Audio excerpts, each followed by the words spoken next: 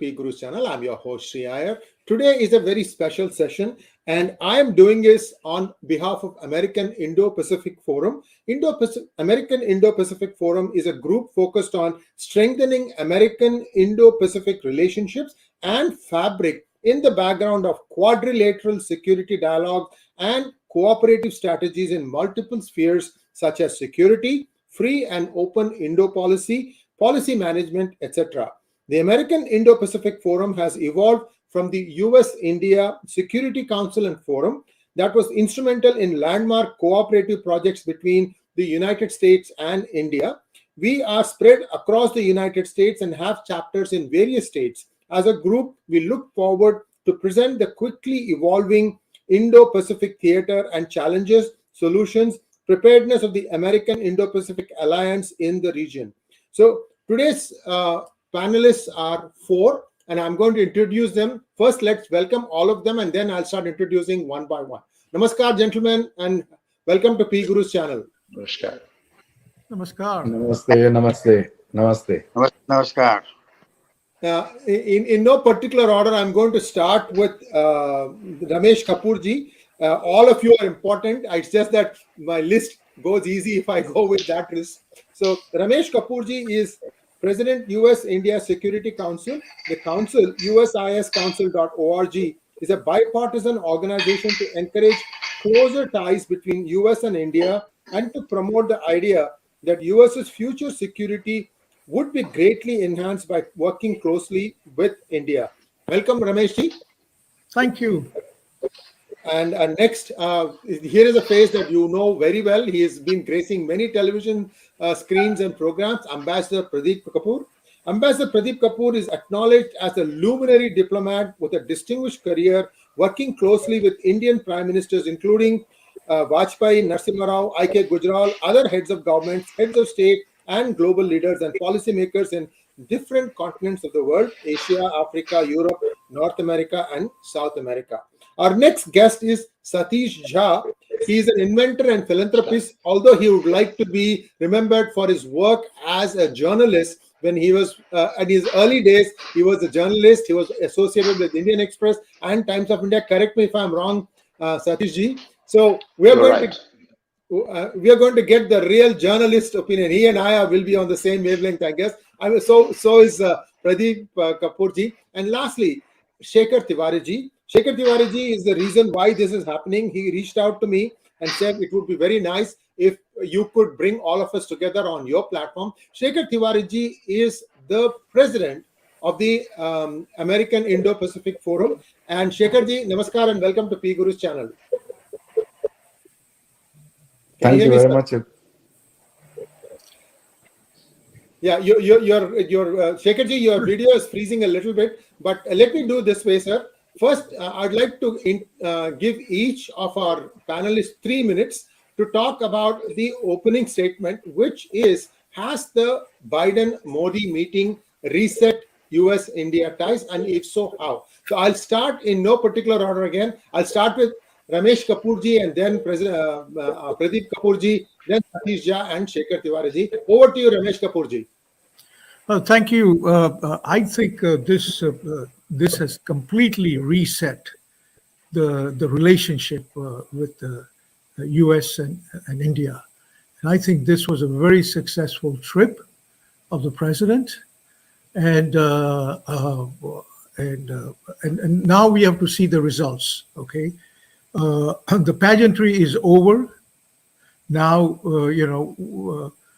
we have to see the boots on the ground, or as the American expression says, and that's the important part. Everything is in the detail.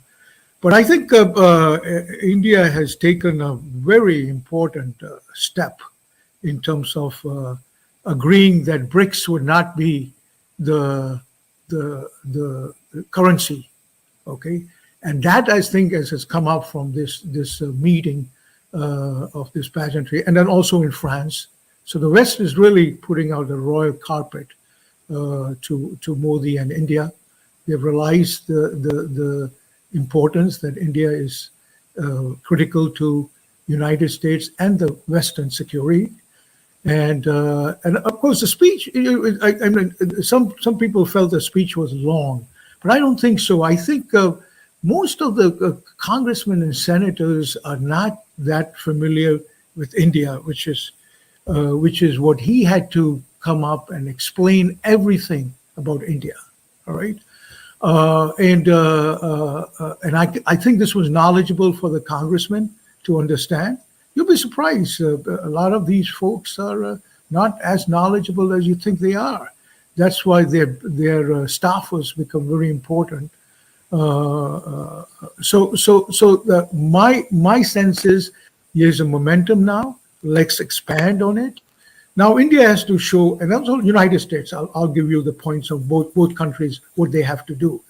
India now has to look at slowly decreasing the oil from Russia. Okay, that's important because that source won't be there too long. So they have moved their supply chain and away from 9% they were buying. They're buying 46% now. In the last month, they increased their usage by 15% more buying. So now is the time to get out of, and it's practical for India to do that. And the Prime Minister said that India is going to be the third largest economy, and that's in the direction. So India should now act like a world leader and can't be acting like short-term player and banyas and 10%, 20% difference in cost factor. India is beyond that. Looking at they've become a world leader with this Prime Minister. He has reflected that, and also you have to realize one other thing is that India and United States is the only country that will do anything for anybody. United States has done that during the Second World War, build up Germany, build up Japan, their enemies, and then we have built up China too at the present time, and we can build up India in manufacturing and the other areas. But more important also, the values are very similar. Look, when India did not have the resources to do it with COVID, they still reached out to other countries and gave that COVID vaccine to other countries which they couldn't afford. All right, so that's the mindset of India is. Which is large years of culture. And then now let's come to the United States, what they have to do. They have to be serious. I think what Modi has to do is to move the US relationship at the Prime Minister's level, all right? And that's when the civil nuclear deal was done, that's how it was moved to the Prime Minister levels. It got it done. So I think that from the external affairs, I think that relationship will be moved in the PMO's level. And already in the United States, it is being Biden is taking the initiative of that relationship at that level with Jake Sullivan.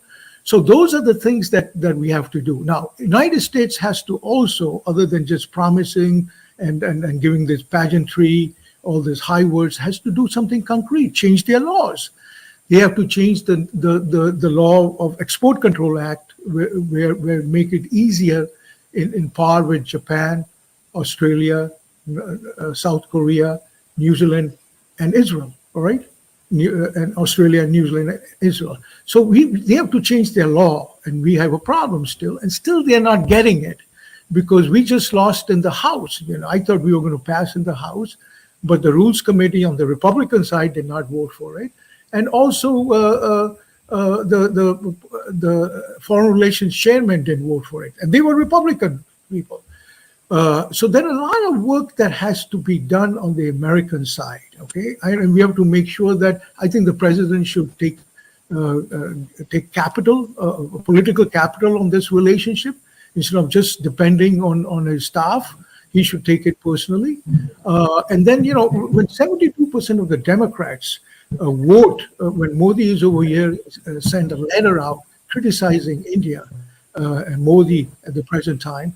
To me, it tells me is that the president is not taking this job seriously.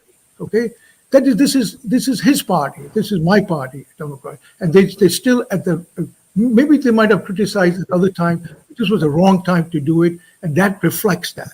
Also, going back to the lobbyist, okay, maybe Rameshji, if you don't mind, Rameshji, if you don't mind, these are some of my recommendations that I have, and I have a few later if you have some time. Yes, Because yes, at the yes. end of the day, okay, the pageantries are over.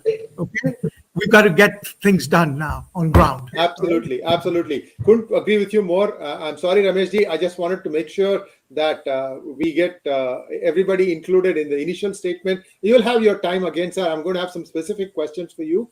Now let's move on to Ambassador Pradeep Kapur. Sir, you and I have been on many panels before, and this time, you're known for your absolute center. You don't even go this way, that way. So I'm looking forward to a good opening statement from you. Please limit it to 3 minutes, sir, because I want everybody in once, and then we can start having more questions. Over to you. Thank you very much, Shekhar, for putting this together and for all the great work that you do and your channel does. It's very important for the world. And today's topic is, did Biden and Modi reset India? Reset. Definition primarily is that when there are challenges and want to resolve those and stabilize and strengthen the relationship. Yes, saying yes to that question. Did they reset India? Of course, they reset it. Why do I say that? With my experience of working in diplomacy in the field of many decades now, the India-US joint after the visit was something very unique, very outstanding. I am involved with drafting many such statements. The scope, the content, the length, the intent, the purpose, the directions, the clarity, the vision, everything is phenomenal. It's the longest ever statement which I've ever seen in any bilateral relationship in the world. It covers all the sectors: defense cooperation, the space cooperation, cyber, terrorism, climate, technology. We'll of course get into some of those aspects. The other aspect, what I see, the negativity was in the sense by my friends in the US administration. Thousands and tens of thousands from a combination of the Khalistanis, the workers, the Soros funded support, and unfortunately the supporters of in Congress. Taking the same message to the White House that this visit must be, calling names in very bad language, to use the same language. I thought the system in the US and the administration decided to trash those messages. The protests, no protests were allowed anywhere near the positive atmosphere. Unfortunately, we seem to have lost Ambassador Pradeep Kapurji. I'm sure he'll be joining us momentarily. Shekhar Tiwari ji, I see that you're having some difficulties joining. Can you say something so I know your audio is fine? Yes, now it's fixed. Now I think it's working. Okay, wonderful, wonderful. Sir, just stay online while we have Satish Jaji give his opening statement. Sir, 3 minutes. Why do you think the Modi-Biden visit has reset US-India relations, sir? Thank you, Sri. My point is, has it reset? I think there has been a continuum of relationship building between the two nations. And I think the diaspora has been the main force behind it. And of course, from 2005 of Manmohan Singh and later on Modi's first visit to Modi's second visit, this is building up. But reset, I think, is a very strong word. I would say that things have been evolving. And at this point in time, they have taken a direction which is slightly getting broader. There is a greater reason for US to connect with India. There's a greater reason for India to connect with the US. So there are reasons the two countries are coming closer. But reset, I think, is a much stronger word. I think some people have concerns about the fact that what President Obama said, how we reacted as a nation from India's side to a journalist speaking something. But all these are part of the whole landscape, and we should take them in totality. They do not diminish the efforts. We should take them as part of our evolution. We should take them our value building. And my point is that as we become stronger in democratic norms and values and grow up, we learn to take these things in a stride. And that is something which came out of the same process where we're talking about reset in the strategic and economic and defense relationships, etc. The fact is, some steps have been taken. I think when you look at in totality, they're very modest. If you look at them in the context of how things were, they seem very huge as such. So it depends on how you see them. So in the context of evolution, they seem great. In the context of quantum, they seem kind of modest. So I would say that a path is set where now India-US relationship is going to be along the similar path evolving, and it will go through a certain, sometimes it will be gain more momentum, sometimes it will be steady, sometimes kind of cool, but the path is clear that the two countries, for a variety of reasons, have been evolving along the lines of the path that two great and old democracies should come together. Those were the words yesterday. Now they are real things. And I would say that the economic might that size of 140 crore people gives it, we should always be mindful that India remains a $2,000 per capita income country. We should always be mindful that even if today Chandrayaan 3 was sent, it was sent after 60 years, and instead of 3 days, it will be going in 43 days. There are challenges of learning, but that's okay. My point is, I don't take that as anything less than evolving as such. So in my sense, and I would say it's not a reset, it's an evolution on the positive lines. And I'm glad that the charismatic leadership of Prime Minister Modi is kind of creating new momentum. And that's where I think my 3 minutes look like over. Shri, I'll hand it over to you. Thank you so much for that crisp introduction, Satish ji. And I hear you, sir, that this is an evolutionary process. There was no radical reset that happened. Ambassador Kapur ji, I will come back to you in just one moment. I'd like to have Sri Tiwari ji, Shekhar Tiwari ji, give his opening statement, and then perhaps 1 minute you can summarize yours, Kapur ji. First, let us listen to Shekhar Tiwari ji. Shekhar ji, namaskar, and the floor is yours, sir. So I believe the relationship was almost reset. The last time the relationship got off the track was 1998 after the nuclear test. And it took almost 20 years to get to the relationship that was recently before the Ukraine war. It took a lot of effort by a lot of people. Some of them are in this panel. So the relationship got so bad, and I'll give you one measure. It used to take a week to get American visa. It started taking 3.5 years to take American visa.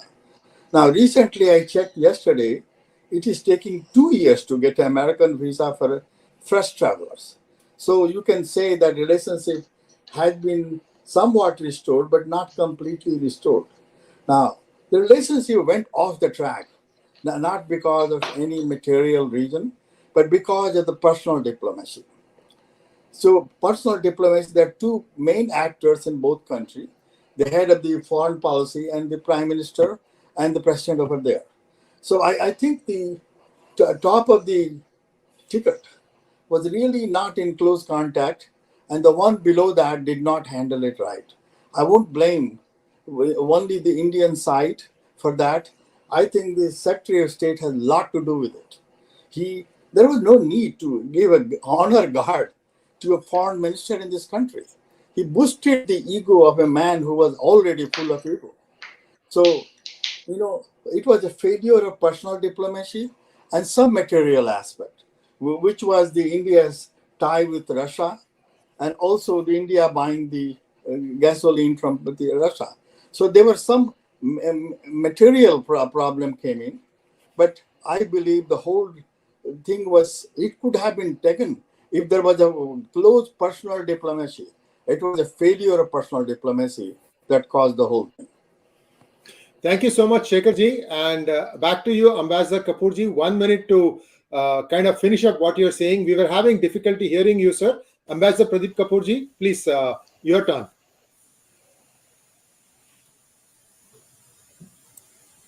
You are muted, sir. You are muted. You are muted. Okay. Yeah. Again. Thank you very much. Thank you. I hope you can hear me clearly now. Yes. Thank you very much once again. I think it was a phenomenal reset because I've seen a lot of these relationships all over the world. And the way I see it is that it has moved one notch higher, many notches higher. Obama's statement, which was in very bad taste, was ignored completely by both the sides during the discussions. The press conference itself was very well curated. The question on human rights, both the leaders responded in details, and they said that democracy is in both the countries' DNAs.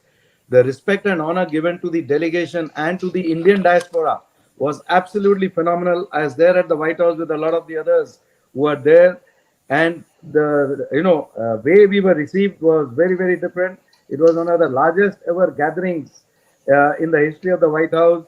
The body language was very positive. The amount of time the leaders spent together was very, very large.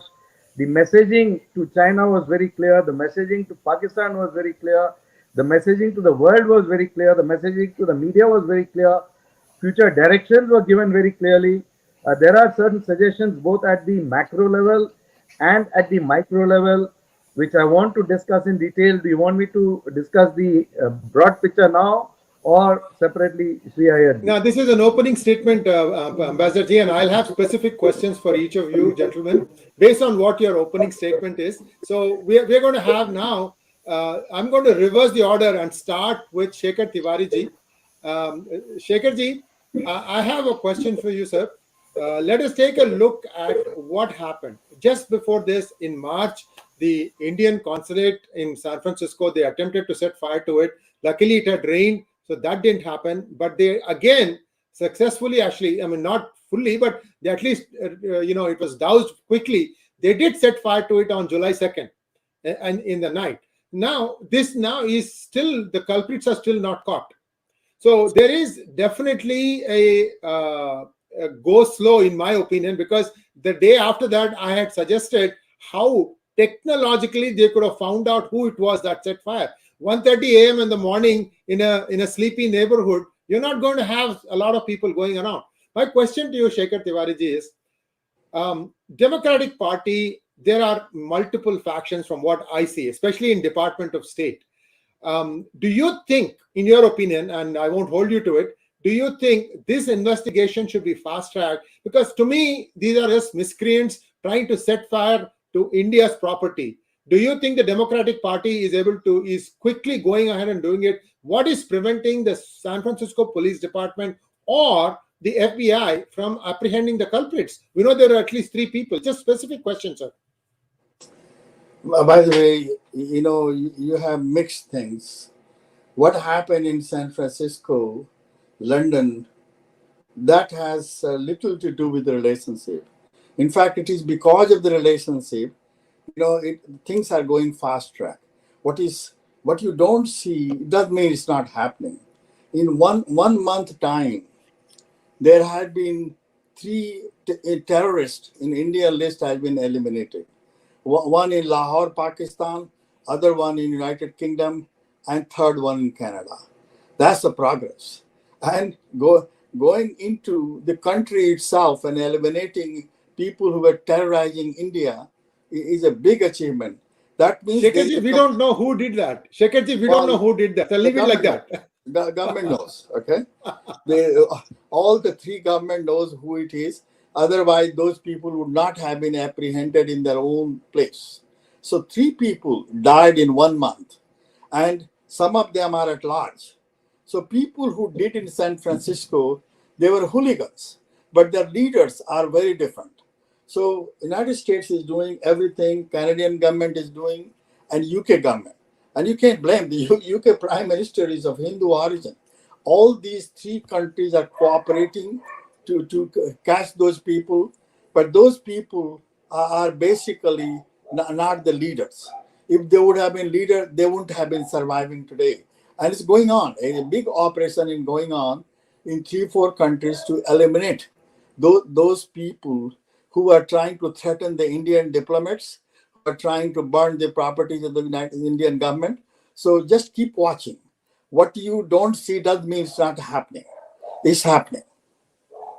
Thank you so much, Shekharji. I'm sorry to have put you on the spot. I just felt that sometimes we have to take some of these hard issues. Now let us take a quick look at Satish Jhaji. Satishji, very crisp opening statement. You thought that this was an incremental progress. My 2 cents to you, sir, is there is this pomp and ceremony going on in Washington, D.C. And as if by magic, the same day, 22nd of June, the ex-president Barack Obama, I'm taking not just at what he said about India, but he also took some pot shots at his successor or his vice president, the current president, Biden. Don't you think it was a little unusual for the timing of that interview? What was it intended to do? I think if you look at it from larger perspective, if you see diplomatically, I think Pradeep is right about that. If you see strategically, I think Shekhar is right about that. But it's a larger context. The fact is, for the 9 years, India's population has been talking about the same issues, which Barack Obama very eloquently, and I think I was very impressed by the language as such. And I'm not on this side or the other side, I'm right in the middle as an observer. My observation is, if you see the challenges that the nation of India has been going through, the minorities are going through, the press is facing it, free expression has its challenge here. Speaking something which is critical of government criticism has become anti-national as such. The press people have been put under laws which are basically designed for terrorists. All these questions of 9 years, they've been actually boiling up. They've been simmering. And it needed a voice. And it's just as well a leader of the stature of Barack Obama said it. It's not, and it was the right moment because it needed maximum impact. Of course, when you do that, state is going to pounce on that, and they did, which is also perfectly fine. But the fact is, it raised the question that you can't get away with it. It raised the question at a global level. It's only about questioning. Just think of it this way. He's only talking words. This is happening to people. And raise that is important, and you need a great leader to pick it up. So my point is, we may like to behave because of politeness, because of courtesy, because of very, very good reasons of diplomacy in a nice way. But these very important questions of citizens, of values, of democracy, they have to be handled. In fact, he is not the only one. Chief Justice of India said the same thing. The Chief Editor of Indian Express said the same thing. Now people are beginning to say those things despite whatever be the charisma of our great leader. Look, there's no question about the charismatic nature of Narendra Modi. Having said that, there is no question also about the fact that which have happened in the past 9 years. They are very different from the India of the previous 65 years as such. And the value system that India cherished through constitution and the freedom struggle, that's been put in some ways on a kind of a very hot place, so to say. So I think someone had to speak, and I'm surprised Obama did that. Somebody had to do that, and somebody had to do that to make an impact. It got talked about, but it hasn't made any impact as such in terms of real, steps to be taken to look at the freedom of expression being sacrosanct. That press is the fourth state as such, is the pillar of democracy. If you are going to undermine judiciary, and somebody has talked about it, and I'm glad someone did. So my point is, I'm with Pradeep ji on one hand, I'm with Shekhar ji on the other hand, but these questions can't be just brushed under the carpet. That's where my position will be as an editor, as someone who is looking at higher values that democracy must have.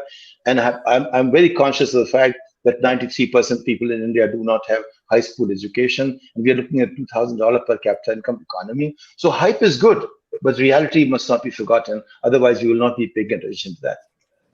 Thank you so much, Satish ji. Thank you so much, Satish ji, and Ambassador Kapur ji.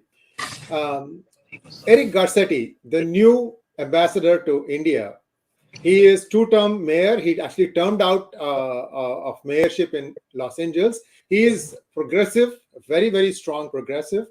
And he goes to India. One of the first things he does is to go and meet with a Bollywood actor. And then he goes to Manipur, looks at that, and then he comes to Kolkata consulate and he gives a press conference. Ambassador Kapur, in your tenure as an ambassador, see, Shekharji, I'm just trying to highlight points of dissonance here, and I completely listen to what you can tell us. But my point is to show some of these dissonance. We are trying to take this relationship forward. As an ambassador, have you ever done, for example, meet with a Richard Gere, who's a supporter of Dalai Lama, or somebody else of that nature? Has anything like that happened when an Indian ambassador goes to a foreign country and does these things? Thank you, Shekhar, for raising these points. Things which are not acceptable in diplomacy have to be condemned in the strongest terms. So, similarly, if he has done certain things, he has to be told that these are out of bounds for ambassadors and diplomats. On the other hand, what do I see in Ambassador Eric Garcetti? That he is a first time ambassador. He is not very well aware of the rules of diplomacy. I have seen lots of political appointees who have worked as ambassadors, and they do have certain fault lines. But on the whole, when I evaluate Eric Garcetti, I feel that he will turn out to be a good ambassador in the long term. And he is trying hard. He has to fight against the bureaucracy of the State Department. He has to fight against the deep state. And he is doing many good things which are not getting due recognition also. Now, he understands that India is already the fifth largest economy of the world. It has the largest population of the world. It has young demographics, which is going to be the future workforce for the world. It has so many positives to it. It has the biggest rural population. It has the biggest market coming up in the future. So he understands a lot of these points. He is also facing a lot of difficulties in dealing with the State Department, as my friends in the US administration tell me. So how he has to counter those is what I'd like to give a little bit of advice to him on this channel. I have worked as ambassador, getting, not getting a reply. Unfortunately, we seem to have lost him momentarily. He was doing fine until it just broke down. We will rejoin in a moment. Now let us get to Ramesh Kapurji. Rameshji, you said one of the things that India will need to do is to wean itself off of Russian oil. Now, I know for a fact that India has a stake in Sakhalin Island, where it sees some of the wells there as something that India can use. Now, Exxon, after the onset of the Ukraine-Russia conflict, they gave up their 30% stake. And I believe that has been picked up equally between India and Japan. So I think now we are looking at 35, 35, and 30, 30 being Russia, 35 and 35 being India and Japan. So as much as we would like to think that India might want to, keep its options open, here is a situation where it might not be able to do so easily. Your thoughts on how India is going to be able to do this delicate balanced walk? Oh, well, it's what I hear on the ground. Remember, okay? Every congressman that I've met every one of them, and I was pushing for the get India to be part of with Japan, the 5 countries to get the latest technology.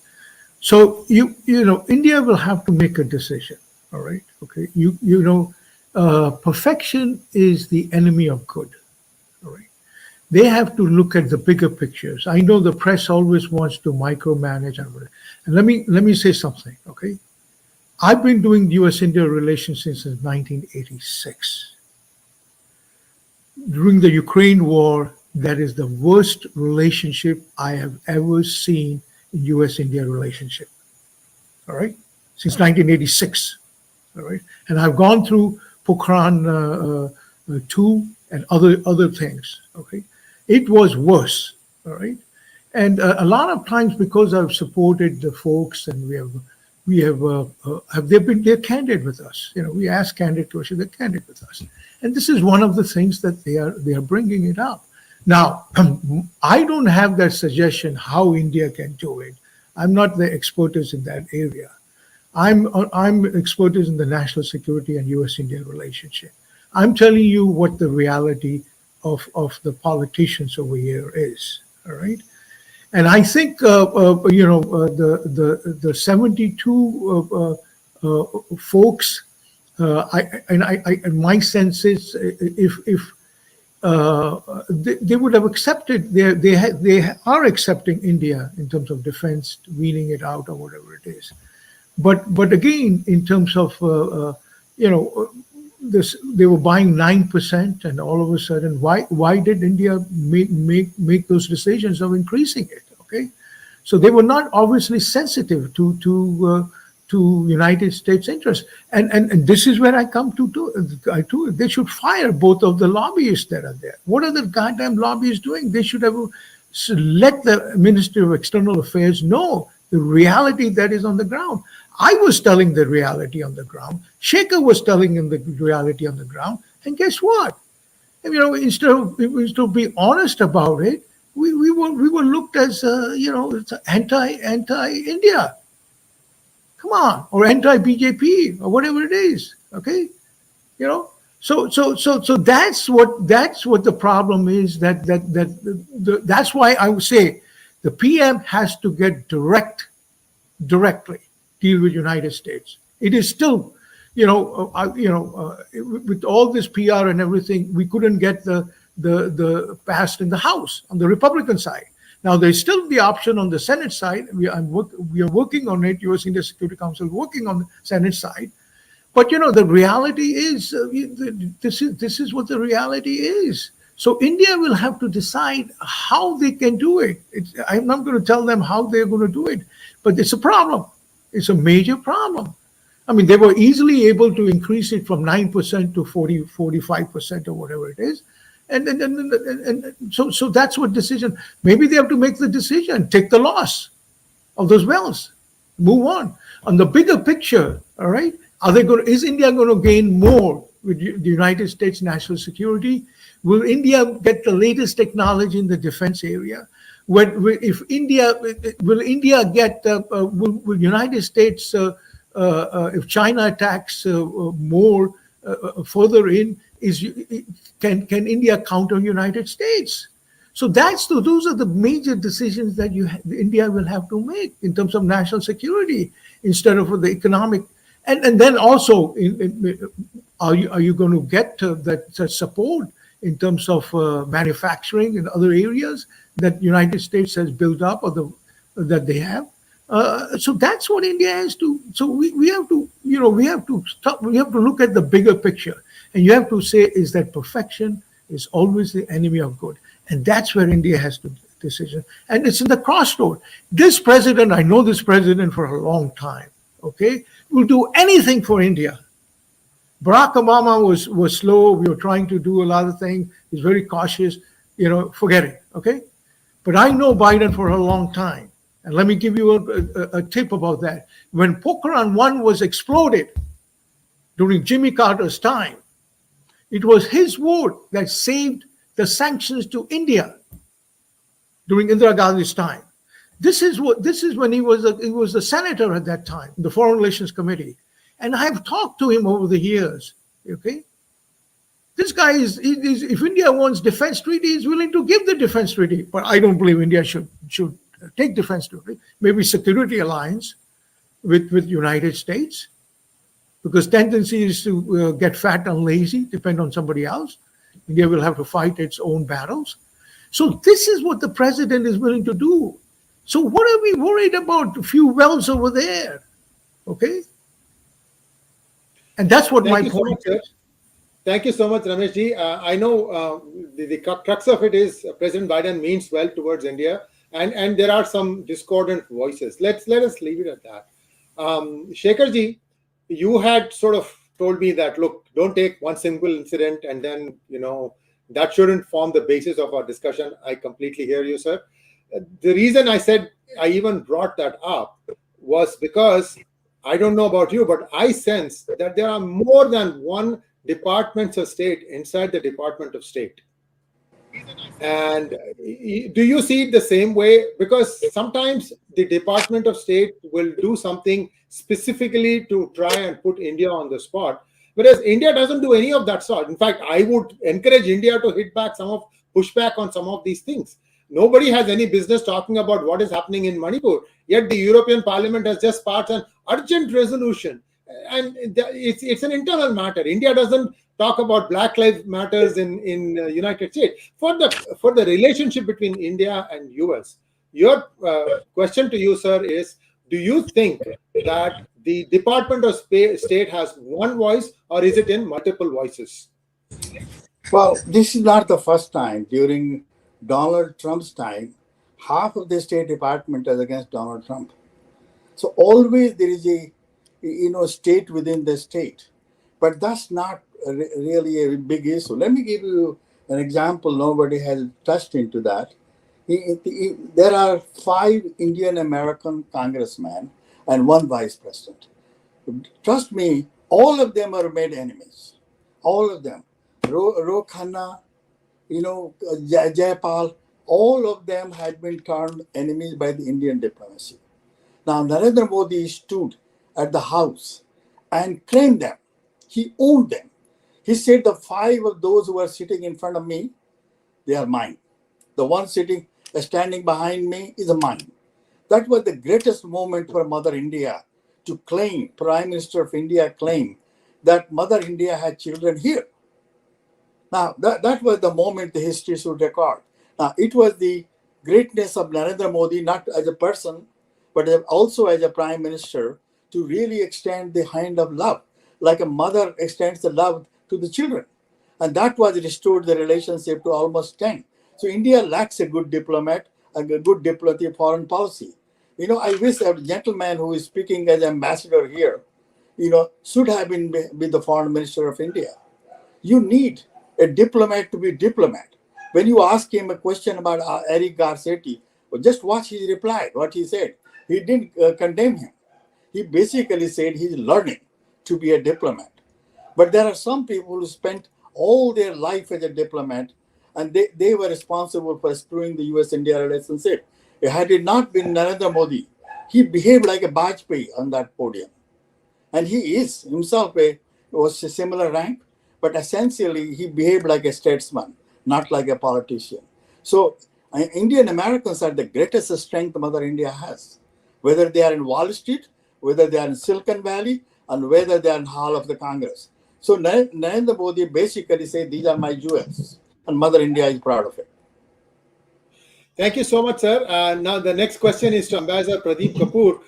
Pradeep ji, unfortunately, every time you start speaking, something happens to your connection, and somebody doesn't like you speaking, looks like. Although you have been very perfectly down the center. You have very gracefully defended a fellow colleague, a fellow ambassador, and I did put a very loaded question at you. Ambassador Kapur, my question to you, sir, is that we have so many things that are now, Indo-US. One of them is Quad, QUAD. Now, Quad has some objectives, and I'm hearing now that the security, that is the Indo-Pacific region security, is still kind of up in the air. That India still hasn't completely signed on, or US and India still aren't really decided on what the security interests are. Because if trade were to go forward, you have to have good security also. So your thoughts on how the Quad is progressing, especially vis-a-vis India and the United States? Thank you for asking that question, Shekhar. And let me make a full confession. The first paper on the Quad was written by me when I was the ambassador of India in Cambodia.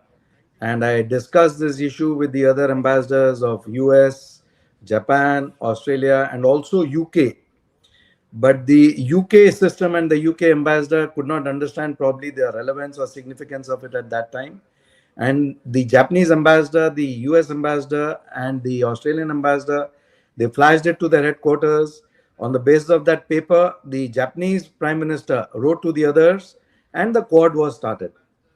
Now, the concept which I had of the Quad was that to tackle the threat which China is posing to the world is not going to be easy for any of the countries, whether it is USA or the Western world or the other countries or India. Whereas if these countries get together and then decide on how to challenge this very significant threat of the present and of the future, then it would be a possibility. So Quad has taken baby steps. It started at the time when I was ambassador in Cambodia in 2004, 2005, and then it was dormant for a very long time because there were a lot of forces within the different state departments, within the Ministry of External Affairs, unfortunately, who were more closely aligned to China, and they sort of made sure that it would not make any progress till a time came around 2016 and 17 when it was rejuvenated, mostly for disaster management and then for COVID and then for other work together. Even the Malabar exercises are being done, but not under the umbrella of Quad. They have to be shifted immediately to the umbrella of Quad. And the original purpose for which it was defined, the definition was quadrilateral security dialogue. That has to be reinitiated in full vigor and full force. And about the other things, I just want to continue where I left off. The US India relationship has the promise of becoming the defining partnership of the 21st century. The US India joint statement has laid the basis for that. Now, how do we fill in all the details required to make sure it happens? First of all, the bureaucracies in the State Department and in the US administration have to be brought online. For Ambassador Eric Garcetti, I was saying one of the tricks he has to learn in a bureaucracy, which I learned very early in my career, was when I do not receive a reply from the Ministry of External Affairs, I do not accept it as a rejection.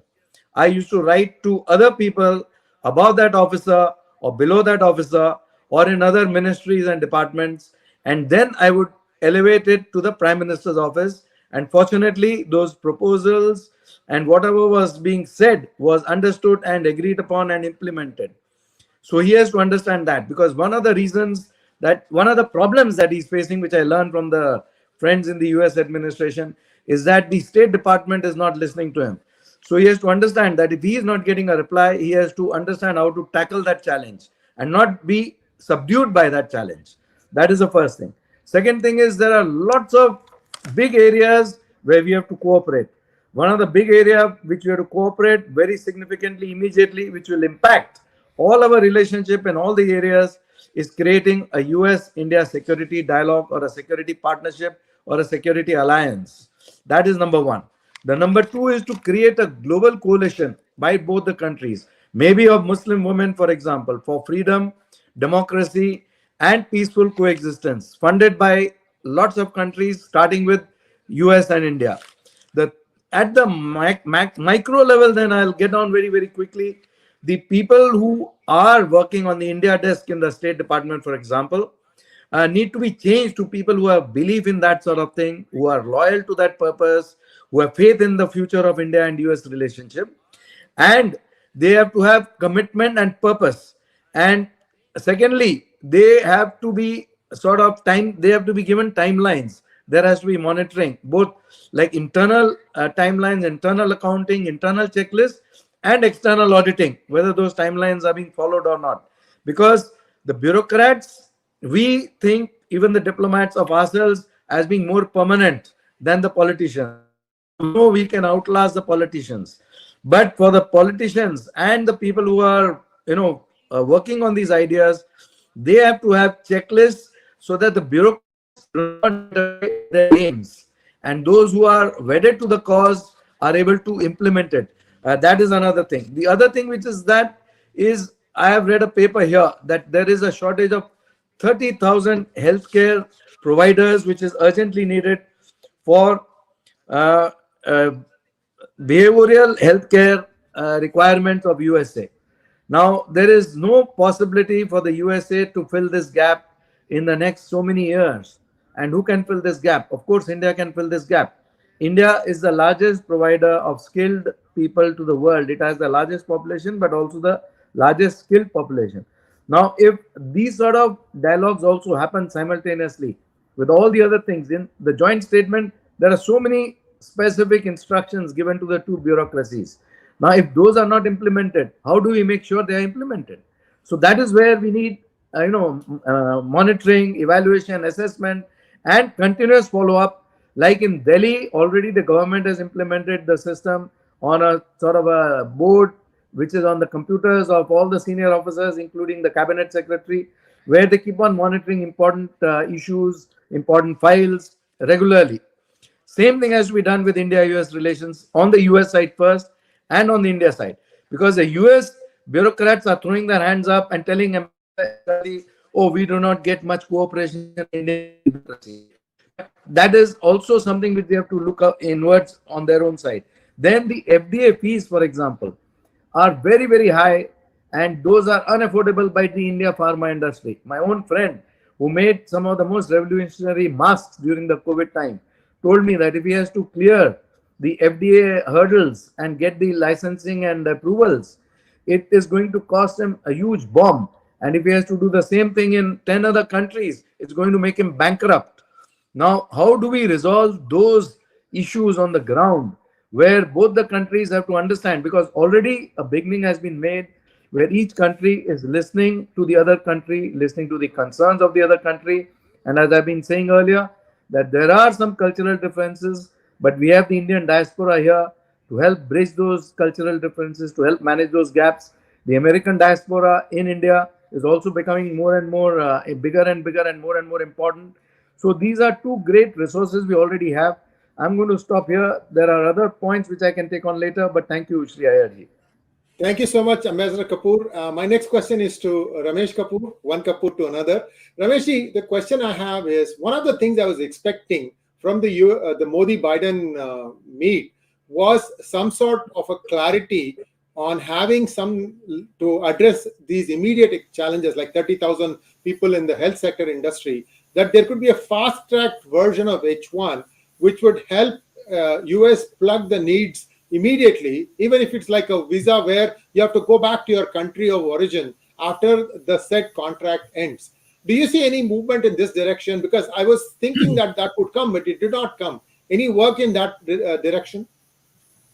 Well, they've already passed. State Department says that they will give them 6 more months for extend the visitor's Oh, visa. no. Ramesh Kapurji, I'm not talking about people who are out of jobs. I'm talking about being able to have a more faster version of H1 to take care of specific needs. Like Ambassador Kapur was saying, that there's a need for 30,000 healthcare professionals. These could be, nursing sector, palliative care or something like that. These are behavioral healthcare providers is the exact terminology. Behavioral healthcare providers. So Ramesh Kapurji, what I was hoping was that in that meet, there would be some sort of a faster version of H1, if you will, but it has some bounds around it. Today, H1 can be converted into a green card, provided there is some sufficient ground. But what I'm talking about is like what Indian professionals do when they go to Middle East. They go for 3-year contract, and then the contract gets renewed or not, then they have to come back to India. Was there anything like this in the on the anvil? Was it there discussed? Because I heard that it was going to be done. Nothing happened. I'm curious. Well, it's the reality is, remember, okay, no politician is going to publicly say that it's okay for jobs to be outsourced. And you might give the rationality, we need the thing, this, that. But the bigger picture is, all right, and that's the reality, because I remember during the civil nuclear deal, Ronan Sen was criticizing the Indian American community, not helping him with the H1B visa. And I told him in front of all the CGs candidly, and but he was big enough not to take it personally, because he saw the bigger goal, the civil nuclear deal, and I delivered the 86% Democrats to vote for the civil nuclear deal, and he was big enough to accept that. And I told him candidly, I said, look, okay, if you want any politician to say it's okay for jobs to be outsourced, they'll be outsourced, just like Vajpayee got outsourced. And he had lost the election at that time. So this is the reality. You have to realize that, okay, on the political side, on the democracy side. Now, how can you make that easier? Is that you address it on the national security side, okay? You address it by having that relationship with United States in the lip service, change the laws. See, once this law, export control law, is changed, people start looking at India not as their jobs are going to be lost. They're looking at India for their national security. Okay, so if our boys have to be there in China to defend Taiwan, can we count on India at that time? All right. And that's what we were successful doing the civil nuclear deal, because all the veterans came out and voted for the civil nuclear deal, because the problem we had was NPT, nuclear non-proliferation, was our base, democratic base, and still 86% voted for the civil nuclear deal for India, made an exception for India. And that's because of the veterans coming out and saying that India is critical to United States national security. So once you do at the top level on the security side, everything else at the lower level will come together, right? So my suggestion is we got to look at the bigger picture. Okay, with anything, look at the bigger picture, and then everything else will come together, and eventually, hopefully, and we want to get an average man to think highly about India, and that's the critical part. India took a hit during the Ukraine side, but that's the past. This is what my suggestion is: go for the bigger picture, and everything else will come in line. Some of the ideas that you're talking about, the relationship about, so the average man won't look at India as that their jobs are being taken away. They're looking at India, so their boys, that the 350 million Americans are going to be safer because of the security relationship, and of course India, 1.4 billion Indians will be safe also. So that's what my suggestion is to, and then the other details will fall in line. Thank you so much, Ramesh ji. And now, Satish ji, Ramesh ji mentioned something that leads me directly to the next question to you, sir.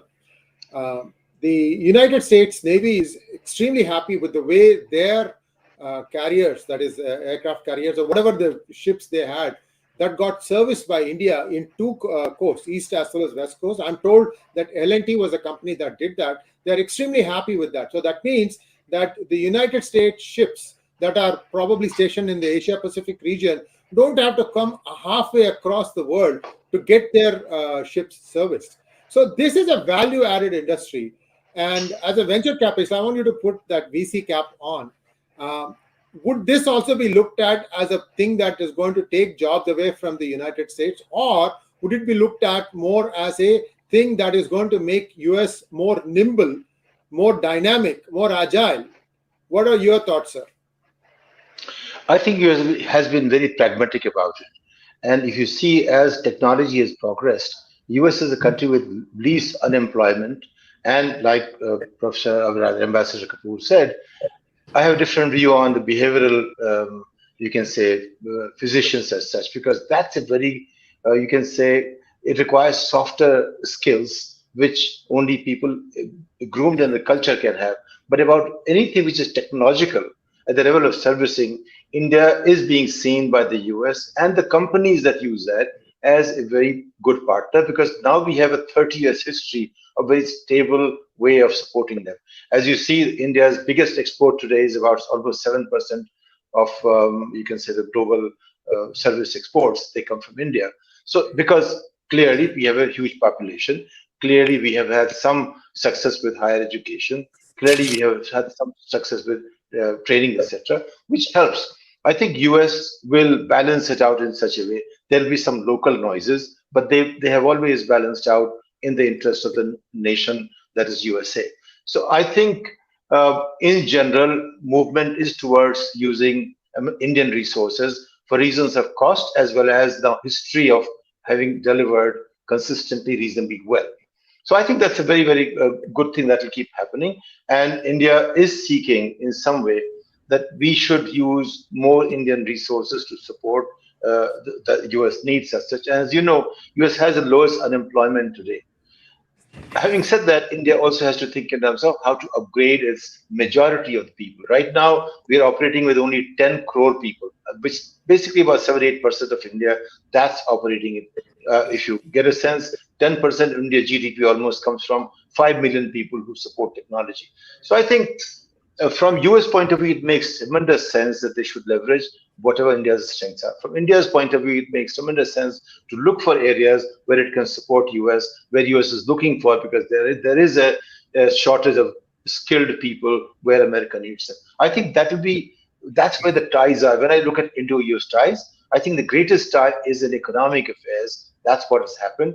The strategic, Ramesh, of course, is a strategic person. Shekharji is a strategic person. They look at from that side. But India is not as ready because it's still divided, it's still evolving, it's still asking many questions. So I would say the greater relationship India has is at the level of economic ties and the services sector, which has cemented over the past 30 years where US India have been coming together. I hope, and thank you, Shri, very much for asking this question. And from investors' point of view, of course, we are all looking at Indians are willing to invest in these areas because they understand that game, right? Thank you. Thank you, sir. Thank you so much. Now let us wind down this debate. I'd like to request each of the panelists to give one suggestion from each side. What US urgently needs to do to make this thing go even better, and the same thing from India side. And I'll start with Shekhar Tiwari ji. Shekhar ji, one suggestion for the United States government and one for India. What needs to be done urgently so that this can go even better? Change the foreign policy team, both sides. And why is that, sir? I mean, you have given some examples. Change the foreign policy. So, what kind? If the team destroys the relationship that was built over the 20 years in several months, that's not a good team. You know, generally, when you lose the war, don't shoot the troops, shoot the generals. Thank you so much. Very, very precise. Now let's take the same question to Ambassador Pradeep Kapur ji. One urgent thing that India needs to do, one urgent thing that US needs to do. Over to you, sir. Thank you. So what I see today on the landscape is, there's a lot of positive forces working towards making this relationship great and taking it to the next dimension. On the other hand, there's a coalescing of the breaking US forces and the breaking India forces. So both these countries, while they've already taken the initial baby steps in terms of naming out Pakistan and terrorism and stuff like that in the joint statement, they have to jointly sit down and work together. Because even the media we see these days is very, very biased. So for people to state that, media has to be heard, but media can be heard if it is neutral and what was expected of the media as an independent resource, but not when it is totally biased and obviously biased. So in my opinion, the major challenge for both these countries is to seriously get together and work in a democratic manner for democracy and for challenging the breaking US forces and the breaking India forces, and then taking our relationship many notches higher. Thank you. Thank you so much, Ambassador Pradeep Kapur. And now let us go to Satish Jhaji. One thing that India needs to do urgently, one thing that US needs to do urgently, sir. I think US should this time establish 100,000 American scholarships annual.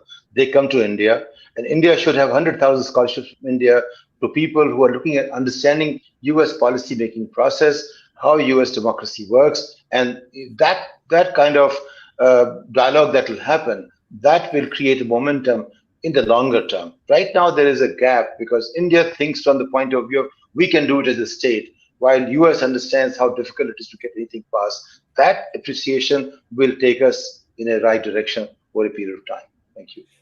Thank you so much, Satish ji. Lastly, Ramesh Kapur ji, your thoughts. One urgent thing India needs to do, one urgent thing US needs to do. Well, let me say what Biden, U.S. should be doing is I think Biden should be with Jake Sullivan use up some of his political capital for India in changing the export control law. All right. He's got to use that. Basically, just the Indian Americans are pushing it. And I don't think there's enough capital used by the political capital by the administration, like Bush did during the civil nuclear deal. That's one from the American side. On the Indian side, I think if Modi takes the suggestion of changing the team that he's talking about, my suggestion is to what now that he has recognized the 5 Samosa caucus Indian Americans, every time he visits, he should meet them private, as a separate meeting instead of meeting the rest of the groups that he is meeting. That's one. And the second thing is there are probably about 25 more Indian Americans around the country, okay, can do the job of if tomorrow they eliminates the Ministry of External Affairs tomorrow, I think these 25 Indian Americans will do a better job than the Ministry of External Affairs can do. All right. So that's my suggestion for India is for Modi, when he does visit every time, make sure he sets aside some time for the Samosa Ramesh, you're missing the vice president. No, he meets the vice president. He always meets the vice president. With the president, he meets the vice president anyway. So I'm talking about separately meeting in that, and then maybe it's time for the vice president to take a trip to India. All right, and I'll try to push her to take a trip to India. Find her roots. Yeah. Oh, thank you so much, sir. We have a few questions from our viewers. And at this point of time, these are directed at specific participants. So I'm just going to have those things put up here. Just 1 second, please. Thank you so much, Divakar Agarwal, for becoming a YouTube member of our channel. And this question is to Satish Jhaji, who has momentarily stepped away from his desk. Let's come back to that in a little bit. Let's ask this question of Ambassador Kapurji. How can we trust Democrats? They say and do something else. Cannot be trusted. Thank you. Is that to me or? Well, in the sense that that is a process. Kapur. It's for Ambassador Kapur. Ambassador. Yeah. That is a process of evolution. The importance of India increasing economically, the problems the Western world is facing economically are very serious already, and they are increasing day by day. And then they realize that their recourse to the challenges that the Western world is facing, one of the most important resources is going to be they will automatically have to realign themselves and synergize with India. Thank you. Thank you so much, sir. And thank you, Rahul Sharma, for becoming, for donating. And the last question was for Satish Jhaji. He is not there and is personally, it is directed at something that he made in his statement. So I can't ask the other panelists to answer that question. So we will leave it at that. I don't know what happened to Satish Jhaji. One of the important things that I see, and I cover India news day in and day out, US too, and I'm one of the most prolific video content creators today in the United States, which is looking at both India and US.